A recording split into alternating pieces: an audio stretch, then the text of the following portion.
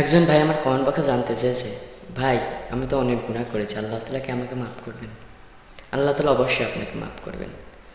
আল্লাহ তাআলা সকলকে মাফ করে দেন। আল্লাহ তাআলা বলে, আমার বান্দাদের গুনাহ যদি হয় পুকুরের পানির সমান, নদীর পানির সমান, আমি আল্লাহ তাআলার দয়া, আমি আল্লাহ তাআলার ক্ষমা হলো সাগরের পানির সমান। আপনি যতই গুনাহ করেন আল্লাহ তাআলার দিকে ফিরে আসলে আল্লাহ তাআলা নিশ্চয়ই আপনাকে মাফ করে দেবেন। আল্লাহ তাআলা বলেন, আমার বান্দারা গুনাহ করবে, এটা আমি আগের থেকেই জানি, এটা স্বাভাবিক। সেই জন্য আমার বান্দাদের জন্য আমি তওবা বানিয়েছি, যেন আমার বান্দারা তওবা করে আমার দিকে ফিরে আসে। আরও আমার বান্দাদেরকে আমি ক্ষমা করার জন্য আমার 6টা নাম রেখেছি। একটা হলো রহিম, রহমান, গফফার, সাত্তার, খালিক, মালিক।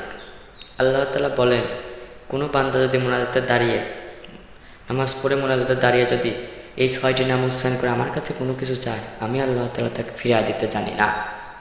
বিশ্বনবী হযরত মুহাম্মদ সাল্লাল্লাহু আলাইহি ওয়াসাল্লাম বলেন, যে ব্যক্তি আল্লাহ তাআলার কাছে হাত তুলে কিছু চাইল, ওই হাত ফেরায় নিতে নাকি আল্লাহ তাআলার লজ্জা লাগে।